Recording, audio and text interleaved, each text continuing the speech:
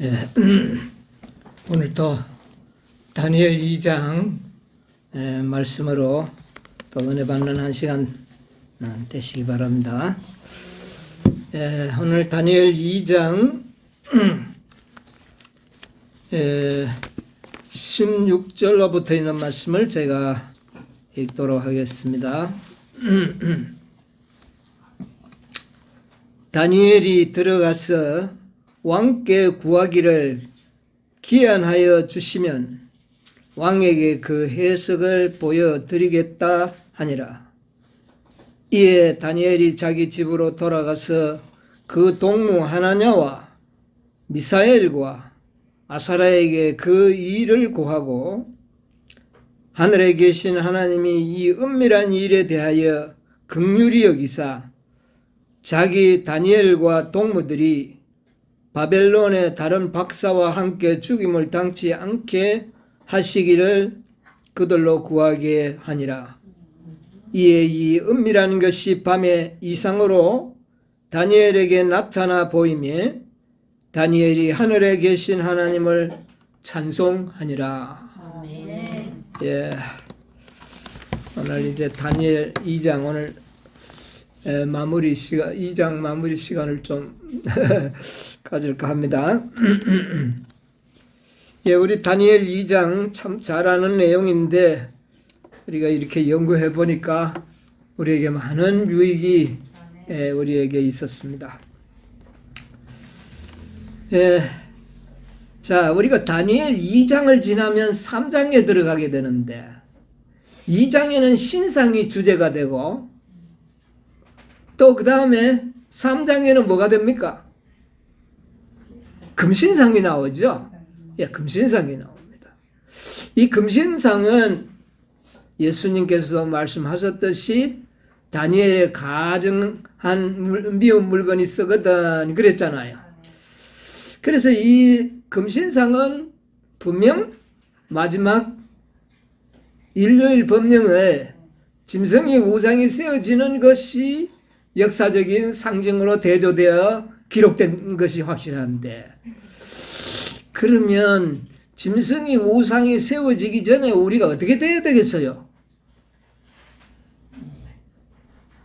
준비되어야 되지 않겠습니까? 그렇죠. 준비되지 않고 금신상 맞이하면은 안 되겠죠. 그러면 이 금신상을 맞이하기 전에 준비하기 위해서는 2장을 잘 배워야 할 것 같아요. 그렇잖아요. 2장을 잘 우리가 깨닫고 이 진리를 우리가 깨달을 때에 3장에 가서 새 친구들처럼 쓸 수 있다는 그런 묵시적인 계시가 우리에게 주어지는 것 같아요. 그러면 다니엘 2장이 중요할 수밖에 없죠. 우리가 거기에 나타나는 이 세상 역사의 그런 이야기들만 배우고 넘어간다면 그 정도로는 준비되기에 어떻게 충분할까요? 세상 역사 쭉 한다고 해서 그것이 나를 준비되게 하지는 뭐 그 도움이 되겠지만 그것이 될 것 같지는 않아요. 그러면 이 2장을 우리가 깊이 연구하는 것은 매우 중요하다. 우리가 이미 3시간 동안 많은 것을 우리가 이미 배웠어요. 우리 그것을 염두에 두면서 오늘 이제 이 마지막 이 시간을 통해서 이 다니엘서 이미 우리가 역사도 대충 이제 공부했고 많은 것을 연구했는데 우리가 또 혹시라도 2장에서 빠뜨린 것이 없는가? 여기에서 빛이 나는 보석들을 찾는 것이 매우 중요하다, 그렇게 생각이 들어요. 자, 왕의 꿈을 알지 못하면 어떻게 되었을까요? 누가 죽었을까요? 박사들과 다니엘. 예, 그 바벨로니아에 있는 수많은 박수, 점장이들, 술객들이 다 죽겠죠. 또 누구도 죽어요. 다니엘과 세 친구들도 죽어요. 뭐를 모르면? 꿈을 모르면 그들도 죽어요. 이것 매우 중요하지 않습니까? 꿈을 모르면 다니엘과 그 친구들도 죽는다는 사실. 또 누구도 죽을까요? 우리도 죽지 않을까요?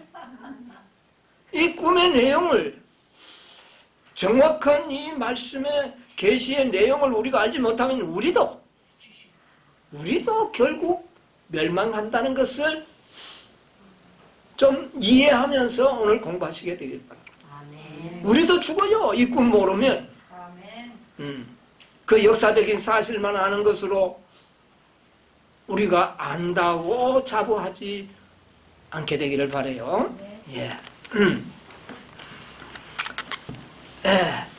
이 느부갓네살 왕이 꿈을 꾸고 1절에 보니까 위에 꿈을 꾸고 그로 인하여 마음이 어떻게 해요? 번민하여 잠을 이루. 이 번민한다는 말이 뭔가? 번민한다. 이걸 좀 꿈을 꿔가지고 번민한다고 해서 박사들을 다 죽인다.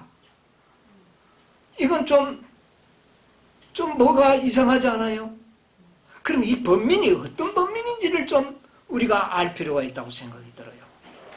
이 번민이라는 말을 원어를 찾아보니까 파암이라는 말이에요. 파암. 그런데 이 뜻이 뭐냐면은 아주 몰아치다, 재촉하다, 압박하다 이런 뜻이에요. 그럼 다시 말하면은 뭔가 행동하지 않으면은 견딜 수 없는 상태. 예. 그러니까 꿈을 꾸고 그거 참 알았으면 좋겠다 그런 것이 아니라 이건 내가 이 꿈을 알지 않고는 내가 뭔가 행동하지 않고는 견딜 수 없는 그런 아주 상태가 됐다. 느부갓네살 왕이. 그러니까 지금 우리가 꿈 내용을 박사들이 알지 못했을 때에 그런 엄청난 명령을 내린 것이 바로 이 번민이 어떤 번민인지를 우리가 알 수 있는 대목이라고 말이에요. 행동하지 않고는 어떻게 해요? 이건 내가 이거 알고 알지 못한 상태로 넘어갈 수는 없다는 겁니다. 그러니까 홧김에 누구를 죽이는 거예요? 모든 박사들을 다 죽이더라고요. 불안, 초조, 뭔가 행동하지만 안 되는 이런 정신적인 상태. 그러니까 그 꿈이 그만큼 느부갓네살 왕의 마음을 불안하고 초조하고 번뇌하게 만들었다. 예. 자, 그래서 이 왕이 이 박사들에게 실망을 합니다. 가르쳐주면 좋은데 가르쳐주지를 못해요. 그리고 또박또박 대꾸를 하는데 말이야 박사들의 말이 10번 옳죠. 예. 그러니까 이 왕이 아주 분노하게 된 겁니다. 그래서 결국은 왕은 어떻게 합니까? 진노하여 통분히 여겼다. 그래서 박사를 다 죽이라고 그렇게 이야기합니다. 12절에 보면 그렇게 이야기했어요. 2장 12절에 왕이 한번 읽으세요. 왕이 이로 인하여 진노하고 통분하여 바벨론 모든 박사를 다 멸하라 명하니라. 예, 통분했다. 그런데 이것은 번뇌에서 더 발전한 상태입니다. 번뇌만 하더라도 뭔가 내가 이걸 알지 않고는 아주 굉장한 일을 저지를 수밖에 없는 그런 정신 상태인데도 박사와 술객들이 그 왕의 마음을 안돈시켜 주는 것이 아니라 더욱 행동하지 않고는 견딜 수 없는 그런 상태가 돼요. 그래서 이 진노하다는 이 원문을 한번 찾아봤어요. 이 진노하다 이건 뭘 의미하느냐면은 베나스라고 하는 아람어인데 이 진노 베나스 하는 이 단어는 성경에 딱 한 번만 기록된 한 번만 사용된 단어예요. 좀 의미가 있는 것 같지 않습니까? 이게 자주 사용하는 단어가 아니고 딱 한 번 사용된. 그러니까 이것은 느부갓네살 왕의 그 분노는 일생일대에 단 한 번밖에 이런 진노는 나타낼 적도 없고 앞으로 그런 일도 없다는 것을 의미하는 거예요. 그러니까 그것이 얼마나 왕으로 하여금 마음을 분노하게 했다. 그러니까 통분했다 그랬어요. 통분했다. 경노했다는 말이에요. 그런데 이 단어를 이 통분하고는 케차프라는 단어인데 신명기 9장 8절에 이 단어가 히브리어로 이렇게 사용되었어요. 이 케차프는 아람어고 신명기 9장 8절을 한번 보세요.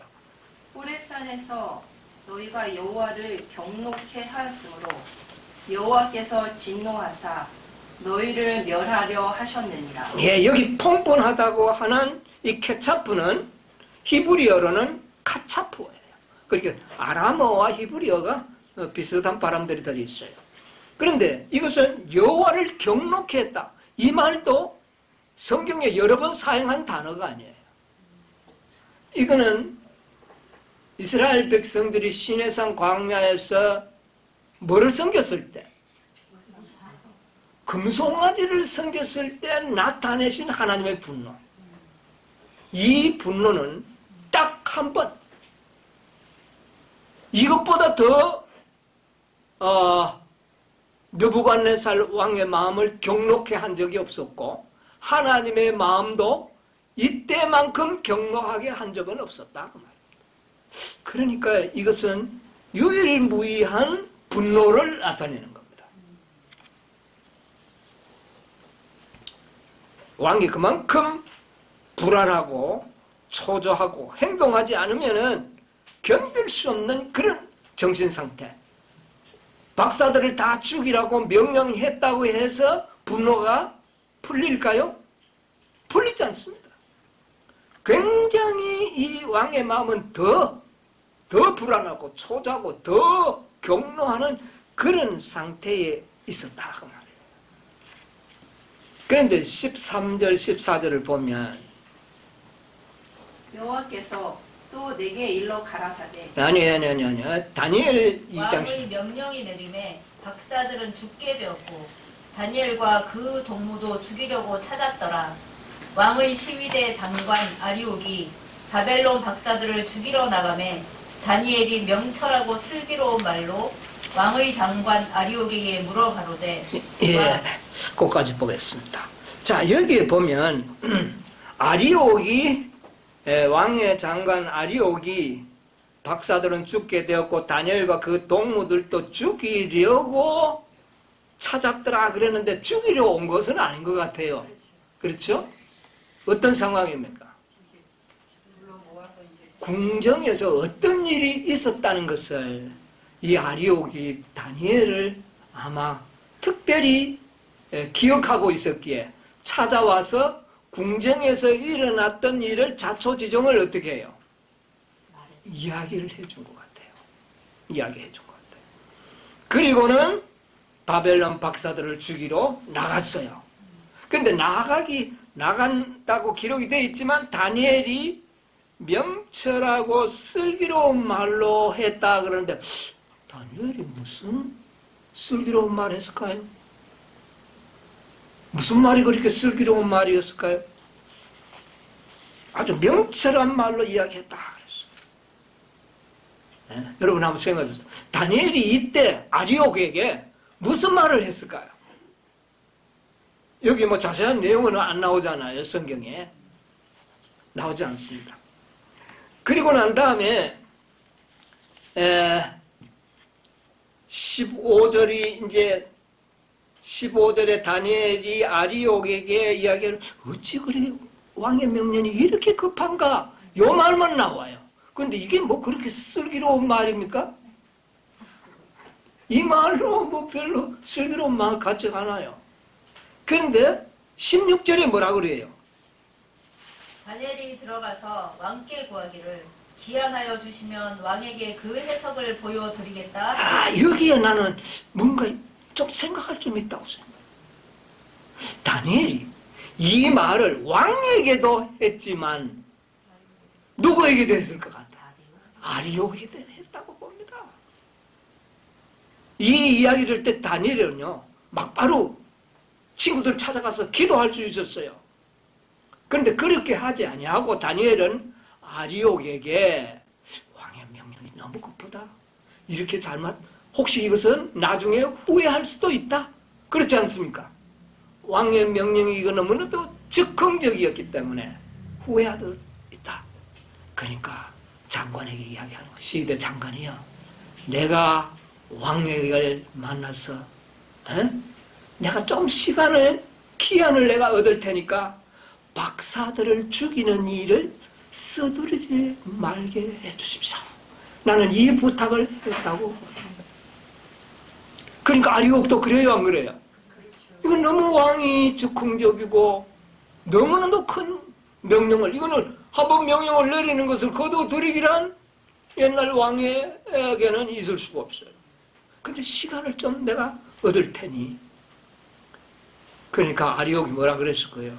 야, 지금 왕이 마음이 네 어떤지 아냐? 너 갔다가는 네가 먼저 죽을는지 몰라. 조심해. 아마 그 말을 해주고 박사 죽이려고 이제 나갔을 거예요. 그냥 아마 그런 광경을 여러분 연상해 볼 수 있지 않습니까? 그러니까 아리옥은 다니엘의 이야기를 듣고는 박사들을 죽이는 일을 어떻게 했을까요? 가서 막 명령을 막바로 시행하지 않고 아마 좀 시간을 끌도록 하지 않았는가. 그리고는 즉시 다니엘이 어떻게 했을까요? 왕에게 찾아갑니다. 왕에게 찾아가서 이제 이야기를 하는 거죠. 자, 그런데 이 극도로 분노에 차 있는 왕 앞에 나아가는 일이 얼마나 위험하다는 것을 다니엘도 직시할 수밖에 없죠. 이런 상태에 내가 왕을 만나는 게 옳은지. 그런데 왜 다니엘은 왕을 만나는 일을 첫째로 삼았을까요? 기도하는 것보다. 돌아가서 친구가 기도하기 전에 먼저 누구를요? 왕을 만나려고. 왜 그랬을까요?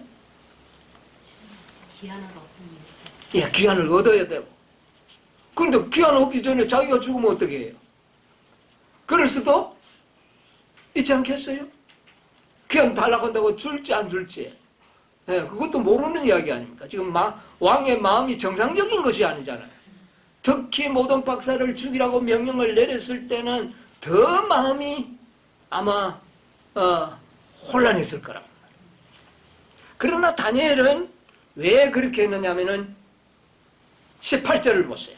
하늘에 계신 하나님이 이 은밀한 일에 대하여 긍휼히 여기사 자기 다니엘과 동무들이 바벨론의 다른 박사와 함께 죽임을 당치 않게 하시기를 그들로 구하고. 여기에 힌트가 나오는 것은 이 다니엘은 첫째는 어떻게 될까요? 박사들을 죽인다면 누구 먼저 죽일까요? 이게 다니엘은 이제 초자 아주 이제 궁정학교를 나와서 아무리 똑똑해봐야 근데 그 앞에 있던 아주 이름 있는 그 박사들을 아마 먼저 죽이기 시작할 거예요. 그렇게 되면 다니엘은 하루에 그 일을 다 시행하기란 힘들 것이고, 그러면 다니엘은 얼마든지 돌아가서 기도하고 그렇게 할 수도 있었어요. 그러나 누구는 죽을 수 있어요? 박사들은 죽게 되는 겁니다. 그러니까 다니엘은 박사들의 생명이 죽지 않도록 먼저 시간을 어떻게 해야 돼요? 벌어야 되는 겁니다. 그래서 박사들의 생명을 위하여 자기의 생명의 위험함을 무릅쓰고 왕께 나아가서 시간을 달라고 간구하는 겁니다. 이게 다니엘의 품성이에요. 다니엘의 품성이 비록 정말 거짓 선지자요 하나님을 모르는 그런 사람들이지만 그들의 생명을 자기의 생명처럼 어떻게 해요? 아꼈다는 것이죠. 이게 마지막 금신상을 대면하기 전에 우리가 배워야 할 품성이 아닌가 그렇게 생각을 합니다. 아멘. 다니엘의 마음은 그랬어요. 박사들과 함께 이 박사들이 죽지 않도록 먼저 자기의 생명을 위험을 무릅쓰고 왕에 나아가서 간구하는 겁니다. 야, 이건 대단한 이야기라고 볼 수 있습니다. 여러분, 우리의 품성이 어떤 사람, 오늘 우리가 스데반의 기도와도 일맥상통하지 않습니까? 예, 그들의 죄를 그들에게 돌리지 말아 주십시오. 예, 원수들인데도 그렇게 기도한 이것이 바로 최소한도 금신상을 맞닥뜨리기 전에 하나님의 백성들은 이런 품성이 뭐예요? 준비되어 있어야 한다. 나는 이것을 다니엘 2장 여기에서 다시 한번 발견할 수 있습니다. 자, 부조와 선지자에 보면 이런 말씀이 있어요. 부조와 선지자 493쪽에 보면 493쪽 선지자와 왕의 명령을 시행하기 위하여 준비하고 있던 관리들이 찾고 있던 사람 중에는 다니엘과 그의 동무들도 있었다. 왕의 명령을 시행하기 위하여 준비하고 있던 관리들이 찾고 있던 사람 중에는 다니엘과 그의 동무들도 있었다. 명령에 따라 저희도 역시 죽어야 한다는 말을 들었을 때에 다니엘이 명철하고 슬기로운 말로 왕의 시위대 장관 아리옥에게 묻기를 왕의 명령이 어찌 그리 급하뇨? 라고 하였다. 아리옥은 그 놀라운 꿈에 대한 왕의 고민과 이제까지 그가 완전히 신뢰하던 사람들에게서 도움을 얻지 못한 이야기를 다니엘에게 해주었다. 이 말을 들은 다니엘은 목숨을 내걸고 감히 어전에 나아가 하나님께서 꿈과 그 해석을 자기에게 보여주시도록 그분께 탄원할 수 있는 시간을 허락해달라고 간청하였다. 자, 이 왕을 만나는 일은 어떤 일이었다고 기록하고 있나요? 목숨을 걸고 어전에 나가야 한다. 여러분, 우리가 그 에스더서를 읽어보면 왕을 자기가 간다고 찾아가서 아무 때나 만날 수 있는 사람입니까? 아니요. 네, 왕을 허가 없이 함부로 왕궁에 들어오는 자는 죽임을 당할 수 있는 그런 아주 위험한 일입니다. 그런데 다니엘은 그 일을 감행합니다. 네. 그래서 그 왕을 만나서 시간을 달라고 그렇게 청탁을 했는데 하나님의 은혜로 왕이 뭐를 줍니까? 시간을 연기시켜줍니다. 좀 지체시켜주는 겁니다. 그러므로 말미암아 박사들의 생명은 어떻게 해요? 사형이 일시적으로 유예가 되는 거예요. 이 일을 다니엘이 이루어내는데 그 이야기를 아리옥에 했을 때 그 말이 명철하고 슬기로운 말이었다는 말입니다. 아리옥의 동의도 받았고 왕의 동의도 받아내는 그 말이 슬기로웠다는 말이에요. 여러분, 우리가 이런 슬기로움이 있어야 돼요. 우리의 말, 이거 우리가 배워야 할 문제라고 그렇게 생각합니다. 그런데 다니엘이요, 기한을 주시면 그 꿈을 알게 해드리겠나이다 했는데 무슨 자신감으로 그런 말을 했을까요? 확실한 믿음은 하나님과 뭐에 근거해서 그런 믿음을 가지는 겁니까? 하나님의 말씀, 약속. 예, 나는 이 다니엘의 믿음이 가당치도 않아요. 그 시간이 뭐 한 달을 준 것도 아니고 아주 짧은 시간이었을 텐데 어떻게 기한을 주시면 왕의 꿈을 알게 해드리겠나이다 라고 말하는 것은, 이것은 만약 시간이 조금 지체되면 다니엘이 더 분노를 사서 죽을 수밖에 없는 그런 이야기인데 어떻게 그런 이야기를 할 수 있는가? 이스라엘의 역사를 공부를 하고 나니까 여러분 이스라엘 역사 다 아는데 여러분 그래 말할 수 있나요?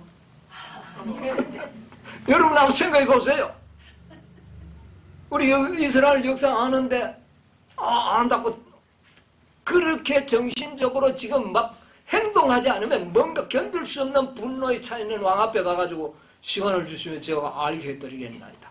여러분 그렇게 할 믿음 있어요? 이야, 이건 정말 이게 누구의 믿음이다? 다니엘의 믿음. 우리에게도 이런 믿음이 금신상을 만나기 전에 우리도 이런 믿음으로 준비되어야 한다는 말입니다. 이 믿음이 어떤 믿음인가? 저도 이게 궁금해가지고 성경을 좀 찾아봤어요. 네. 어떤 뭐 자기 자신감으로 하나님이 선하니까 들어주겠지. 우리 하나님 선한 줄 몰라요 우리가?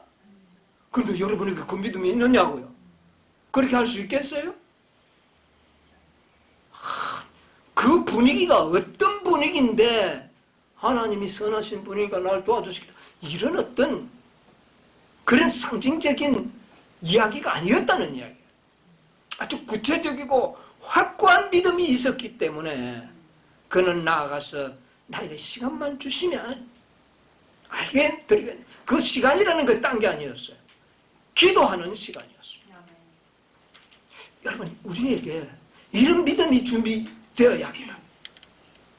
그래서 제가 좀 성경을 찾아봤어요. 예레미야 33장 1절로 3절 한번 보세요.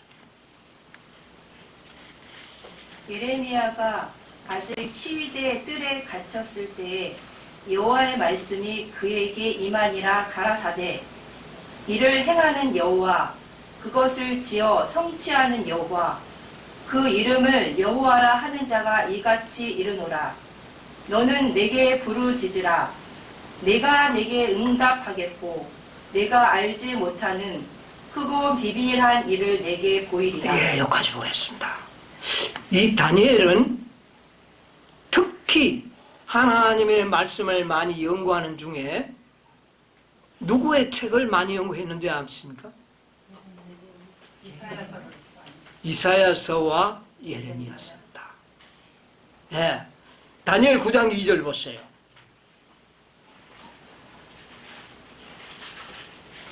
다니엘 9장 2절. 곧 그 통치 원년에 나 다니엘이 서책으로 말미암아 여호와의 말씀이 선지자 예레미야에게 임하여 고하신 그 연수를 깨달았나니 곧 예루살렘의 황폐함이 70년 만에 마치리라 하신 것이니라. 예, 다니엘이 특히 뭐를 많이 연구했다는 걸? 바로 동시대, 거의 같은 시대의 선배 선지자였던 그 예레미야 선지자의 글을 많이 연구했다는 것을 발견하게 되는 겁니다. 자, 그래서 아까 제가 읽었던 예레미야 33장 1절로 3절을 보세요.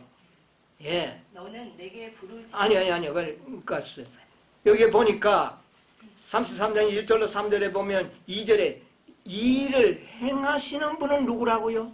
여호와 이 일을 행하는 분도 여호와요. 그 다음에요. 그것을 지어서 성취하는 분도 여호와요. 그 이름은 여호와라 하는 자가 이같이 말하노. 모든 계획도 누가 한다고요? 여호와께서 하시고 성취도 누가 하신다? 여호와께서 하신다. 그러니까 이 세상의 모든 계획하고 나타나는 모든 일들에 여호와가 관여하지 않는 일은 없다. 여러분 이걸 기억하시기 바랍니다. 하나님이 관여하지 않고 넘어가는 사건은 없다. 하나님의 백성과 관련하여. 그렇다면 지금 다니엘이 이 말을 연구했을 거예요. 그러면 지금 이 느부갓네살 왕이 꿈을 꾸고 번뇌하고 이런 사건이 일어나는 일을 누가 알고 있을 것이다? 하나님이 계획하셨고 하나님께서 여기에서 이루시고자 하는 뭐가 있을 것이다. 아멘. 이런 마음이 다니엘에게 있었던 겁니다. 네. 그러면서 뭐라 그래요? 너는 내게 뭐하라? 간절히 기도하라. 기도하라. 그 다음에요. 내가 내게 응답하겠고 내가 알지 못하는 크고 비밀한 일도 네게 보이리라. 아멘. 무슨 일? 비밀한 비밀의 일도 내가 보여. 느부갓네살 왕의 비밀도 내가 너희에게 보이겠다. 이 예레미야 선지자가 예언한 이 말씀은 바로 얼마 후에 일어날 다니엘 2장의 사건을 염두에 두시고 기록하시고 이것을 다니엘로 하여금 연구하도록 하는 겁니다. 아멘. 이 말을 다니엘은 나는 분명히 명심하고 있었다고 합니다. 부르짖으라. 그러면 내가 응답할 것이다. 그리고 뭐도 알려주시겠다. 이게 바로 다니엘 2장에 나오는 사건 아닙니까? 저는 이걸 보면서 이야 이거 보통 문제가 아니다. 이거 우리한테도 이거 매우 중요한 이야기다. 이거 다니엘에게 그 동시대의 선배 선지자의 글을 가장 핵심적으로 연구했다. 뭐 다른 뭔데 뭐다죠? 너희가 나에게 부르짖으라 응답하리라 말은 많이 있어요. 그러나 그 말보다는 이 말이 얼마나 구체적입니까? 그렇죠? 부르짖으라. 내가 비밀한 일도 이게 바로 어디에 해당되는 겁니까? 이게 지금 느부갓네살 왕의 지금 이 비밀을 공개해 주겠다는 말로 직역될 수 있는 그런 말이지 않습니까? 이 말은 다른 성경에서는 찾아볼 수가 없어. 어디에서만이? 예레미야 선지자. 여러분, 우리가 우리 시대의 거의 동시대에 살아가는 선지자가 누굽니까? 엘렌 G. 화이트 선지자. 난 이걸 생각을 했어요. 오늘 우리가 모든 성경을 연구하고 믿고 있고 알고 있지만 특히 우리에게 직접적으로 관련된 말씀은 연애신에서 찾아서 그것을 확실히 믿는 믿음을 우리도 가져야 되겠구나. 아멘. 그래요, 안 그래요? 맞아요. 구체적으로 우리에게 이야기하고 지시하고 계시하고 예언하신 말씀은 연애신밖에 더 있습니까? 그렇잖아요? 바로 다니엘이 예레미야 선지자의 글을 통하여 구체적인 그런 놀라운 허락의 말씀을 찾아냈다면 우리도 그렇지 않겠느냐는 말이에요. 바로 이 다니엘은 그런 믿음이 있었기 때문에 왕에게 나아가서 뭐 해주시면 시간만 주시면 알게 됩니다. 그게 뭐 하나님의 선하심도 다 하나의 그 토대가 되어 왔겠지만 가장 그의 마음에 확신을 주는 말씀은 뭐였을까요? 내가 너에게 비밀한 일도 알게 하리라. 예. 우리가 예언의 신을 깊이 연구해야 할 이유를 발견하시게 되기를 바랍니다. 우리에게 구체적으로 우리 앞에 일어날 여러 가지 당변한 사건들을 예언해 주는 말씀은 가장 정확하게는 예언의 신.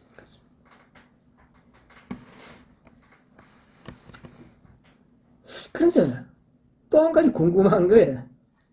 이 박수와 승객들과 점쟁이들은 왜 자신들이 믿는 신들에게 기도해달라 할 수 있도록 시간을 좀 달라고 그들은 왜 그 시간을 좀 연기해달라고 말을 하지 않았을까요? 그 할 만도 한데. 사람들은 은밀한 거를 알 수가 없잖아요. 그들은 왜 그 말을 못했을까?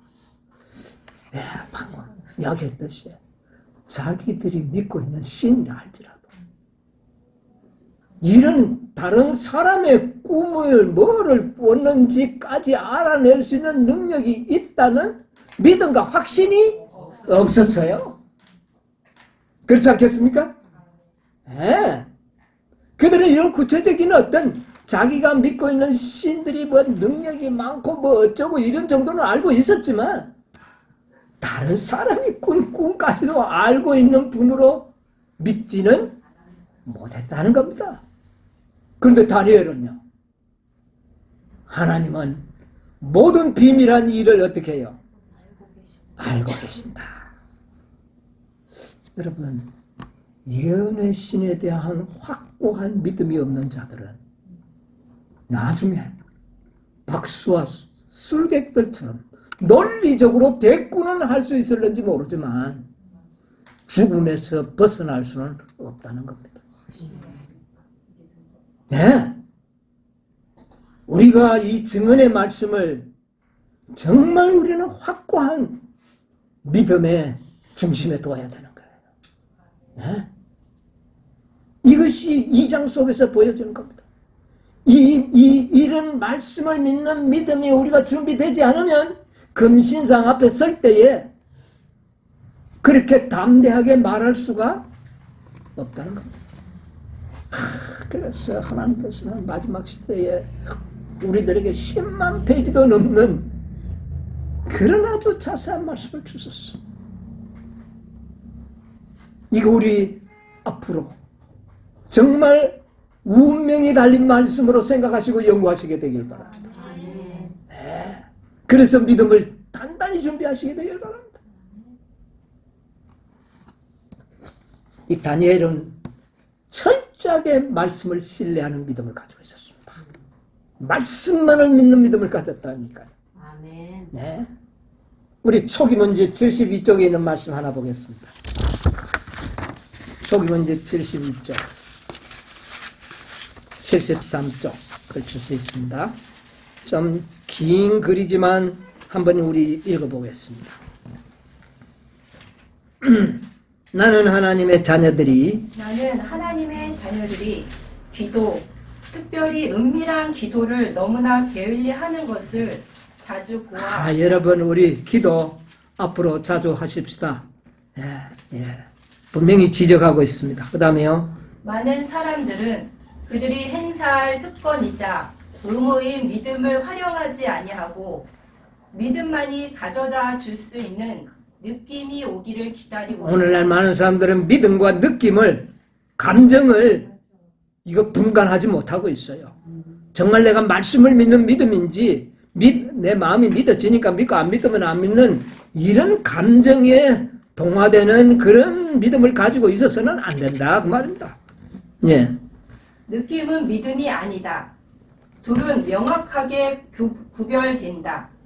믿음은 우리가 활용하는 것이나 유쾌한 느낌과 축복을 하나님께서 주시는 것이다. 하나님의 은혜는 살아있는 믿음의 통로를 통하여 영혼에 이르러오지만 믿음은 그것을 활용하는 데 달려있다. 진정한 믿음은 약속된 축복이 실현되고, 그러니까 약속이라는 것은 말씀이죠. 예. 실현되고 느껴지기 전에 그것을 붙잡고 주장하는 것이다.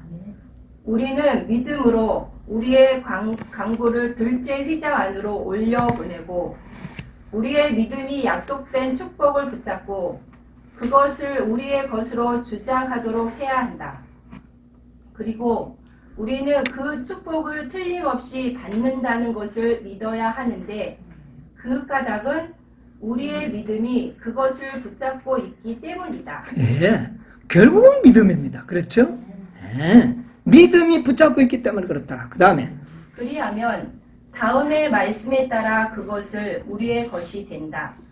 무엇이든지 기도하고 구하는 것은 받은 줄로 믿으라. 그리하면 너희에게 그대로 되리라. 아멘. 우리가 그 축복을 실감하기 전이라 할지라도 그 축복을 받는다고 믿는 그곳에 참 믿음이 있다.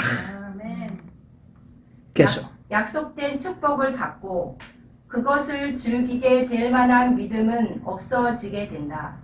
그러나 많은 사람들은 성령이 많이 부어질 때에 큰 믿음을 갖게 되는 것이며 그들이 성령의 능력을 느끼지 못하게 되면 아무런 믿음도 가질 수 없다고 생각한다.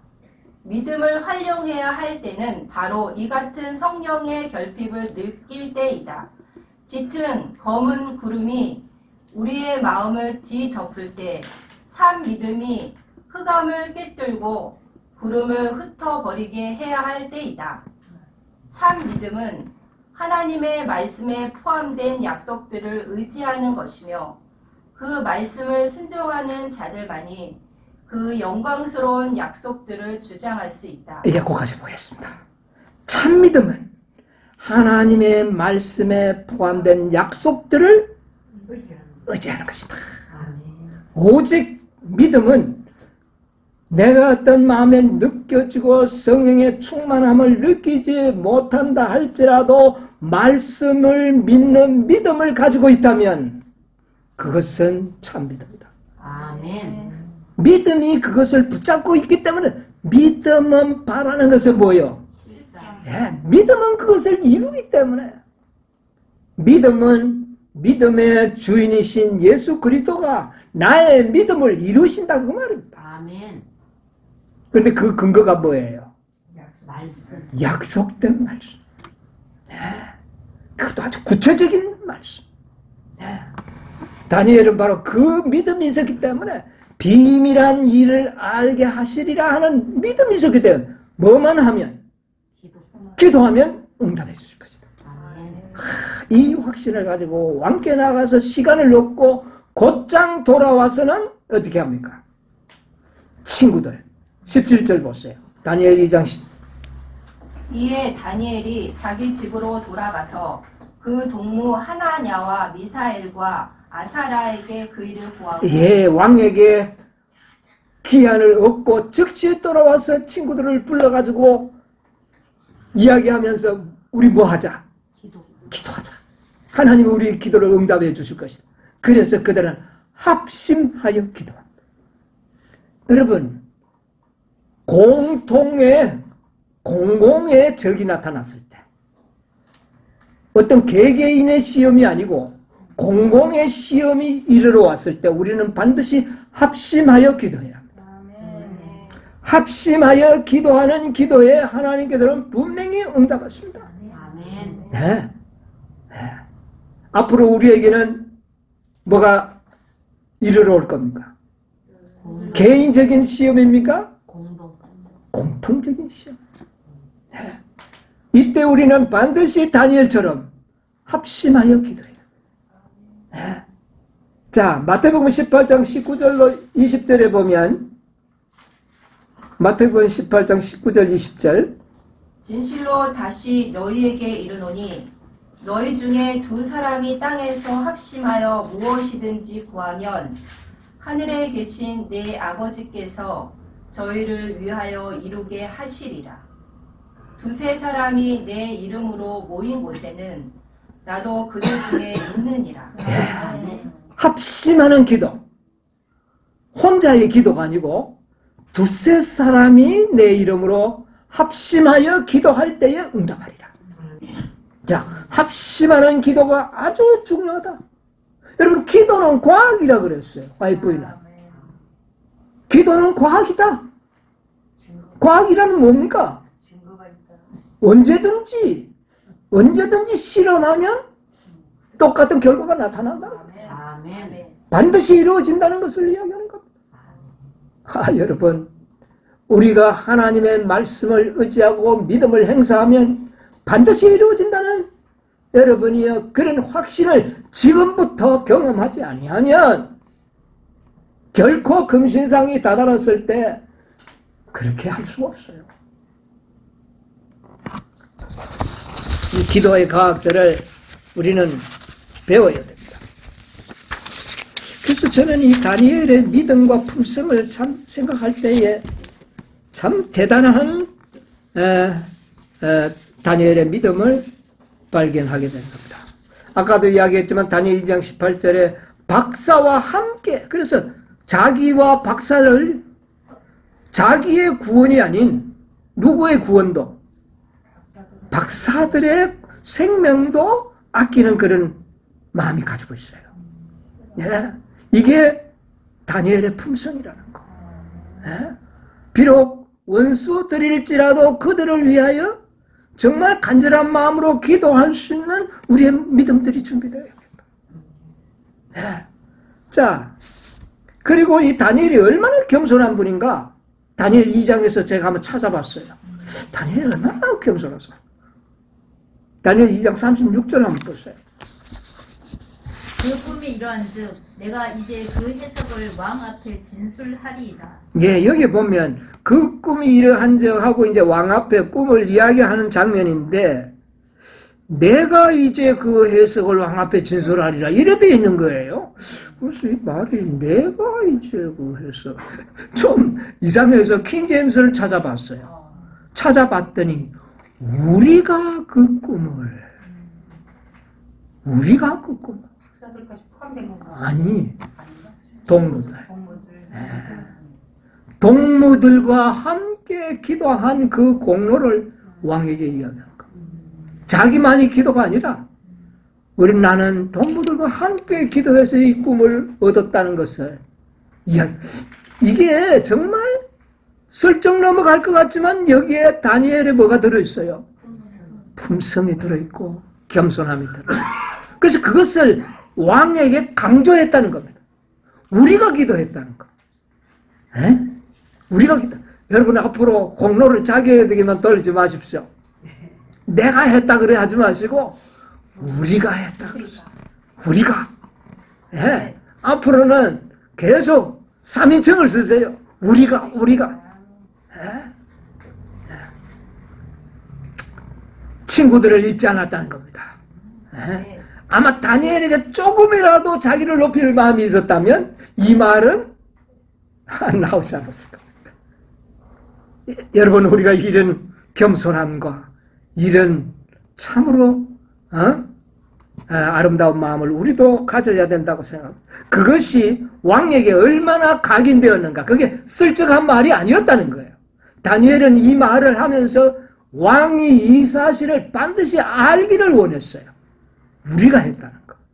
자, 그것을 어디에서 볼 수 있느냐면은 47절 보세요. 2장 47절. 왕이 대답하여 다니엘에게 이르되 너희 하나님은 참으로 모든 신의 신이시오 모든 왕의 주제시로다. 내가 능히 이 비밀한 것을 나타내었으니 내 하나님은 또 은밀한 것을 나타내시는 자시로다. 자, 여기 보니까 왕이 네가 섬기는 하나님은 참으로 신의 신이요 이렇게 말하지 않고 뭐라고 이야기합니까? 너희. 이것은 그 전에 다니엘이 자기 친구들을 왕에게 함께 하나님께 기도했다는 것을 어필했던 결과예요. 예? 예. 그래서 너희 하나님은, 그러니까 왕이 다니엘의 의도를 분명히 기억하고 있는 이런 장면을 보게 되는 겁니다. 예. 정말 우리도 이렇게 돼야 되겠어요. 우리 결코 모든 공로를 어떻게든지 형제들과 함께 나누려고 하는 그런 정시에 나만이 어떤 칭찬받는 그것이 아니라 이 공로를 함께 나눌 수 있는 그런 넓은 마음이 우리에게 있어야 된다. 이것이 마지막 백성들의 품성이다. 그렇게 저는 생각을 합니다. 그런데 좀 이상한 게 있어요. 2장 46절에 보면 이에 느부갓네살 왕이 엎드려 다니엘에게 절하고 명하여 예물과 향품을 그에게 드리고. 여기 보니까 느부갓네살 왕이 그 이야기를 듣고 그만 다니엘에게 그냥 하는 게 아니고 엎드려 절하고 그랬습니다. 그러니까 이게 킹제임스는 경배라고 합니다. 어떻게 다니엘이 왕의 경배를 받을 수 있느냐고요. 이거 문제지 않습니까? 네. 왕에게 경배를 받아서, 이게 원어에는 세기던데 경배예요. 경배를 받았다. 그리고 예물과 향품을 그에게 드렸느니라. 이것은 바로 제물이에요. 신에게 드리는 제물이에요. 그러니까 이 느부갓네살 왕이 다니엘에게 엎드려 경배하면서 제물을 드리는 거예요. 마치 뭐 하는 것처럼 신을 섬기듯이 그렇게 한 거예요. 그런데 다니엘이 이것을 거절했다는 말이 안 나오는 거예요. 이건 좀 이상하다. 여러분 그런 생각 들지 않아요? 여러분 요한계시록 19장 10절에 한번 보세요. 내가 그 발 앞에 엎드려 경배하려 하니 그가 나더러 말하기를 나는 너와 및 예수의 증거를 받은 내 형제들과 같이 된 종이니 삼가 그리하지 말고 오직 하나님께 경배하라. 예수의 증거는 대언의 영이라. 예. 요한은 어떻게 했습니까? 천사가 경배하라 할 때 즉시 거절을 합니다. 그런데 이 다니엘은 그런 대목이 안 나와요. 예. 그래서 이 경배라는 것이 확실하고 그 다음에 그 다니엘 3장 그 금신상에 세워놓고 그 신하들에게 엎드려 금신상에 절하라 엎드려 할 때 이게 다 세기도 같은 단어예요. 이 경배입니다. 예, 엎드려 절하라. 이 엎드리다는 것은 경배하다는 의미를 가지고 있다는 겁니다. 그런데 다니엘은 그 경배를 거절하지 않고 받는 겁니다. 그리고 이 예물과 향품을 받았다 그런데 여러분 에스라 7장 17절 한번 볼까요?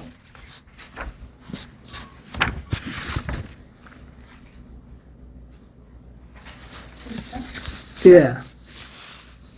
7장 17절. 그 돈으로 소송아지와 수양과 어린 양과 그 소재와 그 전제의 물품을 신속히 사서 예루살렘 내 하나님의 전 단위에 드리고. 예물을 드리고 할 때 이 예물의 단어가 뭐냐면 민하라는 말입니다. 민하라는 말은 뭐냐면 제물을 드리다. 그러니까 이게 일반적인 선물이 아니고 신에게 드리는 하나의 제물로 기록하고 있어요. 그리고 또 이 향품을 드렸다 그랬잖아요.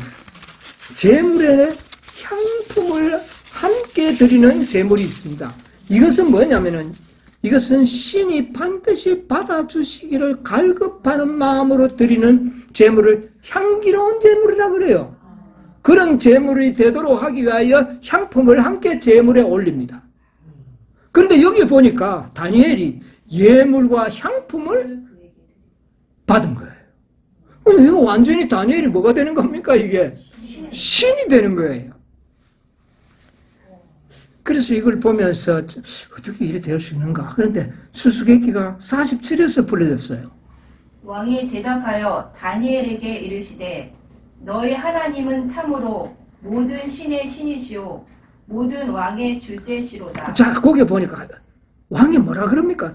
다니엘에게 사실은 제물을 드린 게 아니고 너의 하나님. 그러니까 다니엘이 이 왕이 나에게 절은 하지만 나에게 절하는 게 아니라 이 왕은 지금 누구한테 절하는 겁니까? 하나님께 절하는 것으로 말을 했기 때문에 그것을 거절하지 않았다.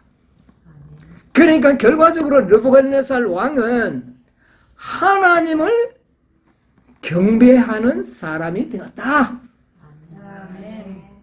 그 꿈과 그 모든 해석을 듣고 난다면 느부갓네살 왕은 하나님을 섬기기로 계획했다고 말입니다. 우상 숭배자가 누구를 섬기는 자? 하나님을 섬기는 자로 개종을 하게 되는 모습을 여기면서 보게 됩니다. 여러분, 이 느부갓네살 왕, 너희 하나님은 참으로 신이라. 그리고 다니엘 4장 34절에 나는 이 느부갓네살 왕이 난 구원받을 것이라고 저는 확신합니다. 자, 보세요. 4장 34절에 또 한번. 그 기한이 참에 나 느부갓네살이 하늘을 우러러 보았더니 내 총명이 다시 내게로 돌아온지라. 이에 내가 지극히 높으신 자에게 감사하며 영생하시는 자를 찬양하고 존경하였노니 그 권세는 영원한 권세요 그 나라는 대대에 이르리로다. 여기 보니까 느부갓네살 왕이 개종을 해놓고 또 뭐를 만듭니까? 나중에 신상도 만들고 또 그렇게 교만해가지고 짐승처럼 풀을 먹는 그런 시대를 지나고, 그런데 나중에 보니까 그가 또 결국은 하나님을 섬기는 완전한 회개와 개심하는 장면이 나옵니다. 아멘. 그리고 이 사건 이후에 얼마 살지 못하고 그는 죽었어요. 더 이상 그에게 생애에서 불신의 어떤 행동이 기록이 되어 있지 않습니다. 아마 이분은 구원 얻으리라고 생각합니다. 아멘. 예언의 신에도 보면 1906년도 리버앤드 헤랄드 1월 11일자에 보면 느부갓네살 왕은 다니엘 앞에서 하나님의 이름의 영광을 돌렸고 마지막에는 완전히 개신되었습니다. 아멘. 하늘의 왕께 감사와 찬송과 영광을 돌리는 법을 배웠다. 하나님께서는 이 느부갓네살 왕을 구원하시기 위하여 얼마나 노력하셨는지를 우리가 보게 됩니다. 아멘. 한 영혼을 구원하기 위해서 참 하나님께서 이 다니엘을 통하여 인류의 역사에 간섭하고 계시는 우리 하나님의 구속의 섭리들을 여러분 깊이 생각하시게 되기를 바랍니다. 아멘. 간섭하지 않는 일이 없습니다. 최선을 다하여 구원을 이루하여 하나님께서는 역사하신다는 걸 우리가 분명히 이해하고 깨달아야 될 겁니다. 아멘. 자, 이제 다니엘 2장에 우리가 3장에 넘어가기 전에 정말 이런 어떤 중요한 작은 것이지만 중요한 겁니다. 아멘. 뭐 다니엘 2장 금신상의 여러 가지 역사적인 사건에 비하면 오늘 우리가 연구하는 것들은 작은 것들이에요. 그러나 중요한 것들. 아멘. 아주 반짝이는 보석과 같은 빛을 발하는 것들이에요. 다니엘의 품성 반드시 우리의 생애에 이루어져야 할 것. 아멘. 다니엘의 겸손한 그 마음, 정말 이런 것들은 우리의 생에서 이루어져야 돼요. 그리고 말씀을 믿는 확고한 믿음, 반드시 우리가 배워야 할 믿음이라는 것이죠. 네. 예언의 신에 대한 새로운 개념을 우리는 가져야 됩니다. 이것 없다면 우리는 금신상을 당할 때에 결코 승리하기가 장담하지 못합니다. 자, 다니엘 2장의 클라이막스는 뭡니까? 네? 다니엘 2장의 클라이막스는 뭡니까? 44절로 45절 2장. 이 열왕의 때에 하늘의 하나님이 한 나라를 세우시리니 이것은 영원히 망하지도 아니할 것이요 그 국권이 다른 백성에게로 돌아가지도 아니할 것이요 도리어 이 모든 나라를 쳐서 멸하고 영원히 설 것입니다. 예. 이 열왕의 때에 어느 시대입니까? 우리 시대 아닙니까? 네. 하나님이 한 나라를 세우리니 클라이막스는 뭡니까? 그리스도의 재림. 재림입니다. 네. 2장의 클라이막스는 그리스도의 재림으로서 끝나는 겁니다. 아멘. 하나님이 하늘에 계신 하나님이 한 나라를 세울 것이다. 이 나라는 영원히 망하지 아니하고 국권이 어떤 다른 백성에게 가지도 않을 것이요 모든 나라를 멸하고 영원히 설 것이다. 아멘. 그리스도의 재림은 이런 나라를 세우는 것입니다. 아멘. 그리고 이 꿈은 참되고 이 해석은 확실합니다. 라고 45절 그리스도의 재림은 2장의 클라이막스입니다. 자, 다니엘이 하나님께서 꿈을 알려주니까 다니엘이 이 이렇게 하나님께 감사의 기도를 또 올립니다. 2장 20절 21절. 다니엘이 말하여 가로되 영원 무궁히 하나님의 이름을 찬송할 것은 지혜와 권능이 그에게 있음이로다. 그는 때와 기한을 변하시며 왕들을 패하시고 왕들을 세우시며 지혜자에게 지혜를 주시고 지식자에게 총명을 주시느니라. 그런데 다니엘이 꿈을 알게 해줬는데 그에게 하나님께 찬송을 돌리면서 하는 말씀이 그는 뭐를요? 때와 기한을 변하시며 때와 기한을 변경시킨다. 전에 말씀드렸지만 하나님은 말해놓고 약속을 어긴다는 뜻이 아니고 모든 때와 기한을 정하실 수 있는 자격과 능력을 가진 분이다 하는 것을 이야기하는 겁니다. 그런데 이 말이 여기 왜 필요합니까?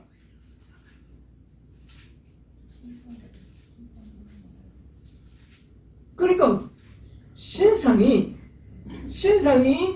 돌이 날아와서 무너뜨렸잖아요. 네. 이 모든 것은 하나님이 정하신 때와 기한이 있다는 것을 이야기하는 겁니다. 이 신상이 영원토록 가는 게 아니잖아요. 네. 그리고 돌이 날아와서 무너뜨렸잖아요. 그런데 그것이 무작정이 아니라는 겁니다. 하나님이 정하신 때와 기한에 의하여 이루어질 것에 대한 암시인 겁니다. 그렇지 않습니까? 여러분, 돌나라가 세워짐에 있어서 무작정 시기 없이 연장되는 것이 아닙니다. 때와 기한을 정하셨다고 했어요. 여러분, 돌나라를 세우기 위해서는 사단과 세상 나라를 쳐서 멸해야 되는 겁니다. 먼저 뭐가 있어야 돼요? 전쟁이 있어야 되는 것을 이야기합니다. 예. 그것을 세우기 위해서는 언제 이런 일을 할 것에 대한 기한이 정해져 있다는 겁니다. 여러분, 사단의 통치 기한이 정해져 있다는 겁니다. 이게 예수님의 재림의 기한이 정해진 거 아니에요. 사단의 통치 기한이 정해져. 그러니까 6,000년 안에는 6,000년이 넘어가면은요, 이 지상은 스스로도 무너져 망하게 되어 있는 세상 구조가 되어 있다는 겁니다. 그런데 그때까지 않고 기한을 정해서 돌나라를 세우시겠다는 것이죠. 사단의 통치기간은 반드시 정해져 있다는 걸 아세요. 다니엘은 때와 기한을 정하신 분입니다. 이것은 바로 이 다니엘 2장의 신상과 견주어 봤을 때, 대조해 봤을 때 반드시 영원한 나라를 세우는 시기와 때를 의미하는 것이 확실합니다. 재림은 지체되고 당겨질 수 있어요. 그러나 뭐는 사단의 통치 기한은 정해져요. 그것을 넘어가지 않는다. 그것을 정하실 수 있는 자격은 누구에게 있다? 하나님께 있다는 것을 다니엘은 계시로 우리에게 나타냅니다. 그 통치를 끝내시기 위하여 예수님은 오셔야 됩니다. 오시는데 어떻게 오셔야 돼요? 오실 때 어떻게 오셔야 돼요? 구름을 타고 오시리라. 맞아요. 그러나 그것보다 더 속상한 것은 요한계시록 19장 1절로부터 한번 볼까요? 이 일 후에 내가 들으니 하늘의 허다 11절 또 내가 하늘이 열린 것을 보니 보라 백마와 탄 자가 있으니 이것을 무엇을 의미합니까? 예수님께서 이 땅에 오실 때 오시는 장면은 백마를 타고 오는 것으로 이야기하는, 이것은 뭐냐? 전쟁을 치르는 장수의 모습으로 오시는 것을 이야기하고, 이것은 뭐예요? 반드시 돌나라를 세우기 위해서는 쳐서 멸하는 일이 먼저 있어야 된다는 겁니다. 사단의 통치 기간이 끝난과 동시에 사단의 왕국들을 모두 어떻게 하겠다는 겁니다. 멸하시겠다는 그 시간이 정해져 있다는 것이에요. 예? 100마리를 타고 오십니다. 하늘 군대들이 14절에 보면 깨끗한 세마포를 입고 100마리를 타고 그를 따르더라. 이게 전쟁의 장면이에요. 돌나라를 세우기 전에 사단의 왕국을 먼저 멸하는 일이 반드시 있을 것이다. 그것은 시기가 정해져 있다. 아멘. 그 말입니다. 네. 그래서 예수님께서는 결국 그 모든 사단의 나라를 멸망시키고 난 후에 만왕의 왕이요 만주의 주로 임할 것을 예언한 것이 계시록 19장에 11절로 16절까지 보면 그 내용들이 쫙 기록이 되어 있습니다. 이 일은 뭐와 관련이 있다? 때와 시기, 기한 기한. 하나님이 정하셨습니다. 다니엘이 꿈을 알려주는데 이 말을 할 이유는 없어요. 그런데 그 꿈은 신상에 결부되었을 때는 이 말은 아주 필요한 겁니다. 하나님의 나라를 세우실 때와 시간을 하나님은 정했다는 겁니다. 아멘. 좀 줄일 수는 있었어요. 그러나 넘지는 않는다는 겁니다. 그 기한을 정하셨다는 겁니다. 이게 꿈의 절정입니다. 꿈 내용이 이것까지 포함된 거예요. 이 꿈을 알지 못하는 자들은 어떻게 될 수 있을까요? 구원에 실패할 수 있습니다. 구체적으로 알 필요가 있다는 겁니다. 네. 여러분, 이 꿈을 생생히 기억해야 합니다.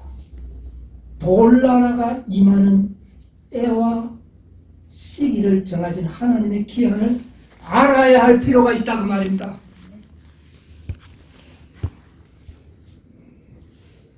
아무쪼록 시간이 많이 갔네요. 다니엘과 같은 그런 품성도 준비되어야 하고 또 다니엘과 같이 하나님은 때와 기한을 정하셔서 돌나라를 세우실 것이다. 돌나라를 세우실 기한을 하나님께서는 이미 정하셨다. 그런 권한이 누구에 있다? 하나님께 있다. 이것을 아는 다니엘이었습니다. 우리도 알아야 될까요? 아멘. 우리도 알아야 되죠. 여러분, 다니엘과 같은 믿음 준비하시게 되길 바랍니다. 아멘. 다니엘과 같은 품성 모두 소유하시게 되길 바랍니다. 아멘. 때와 기한을 정하신 하나님의 섭리를 알아서 복음을 전하는 마지막 하나님의 백성들이 되시기를 간절히 바라면서 말씀을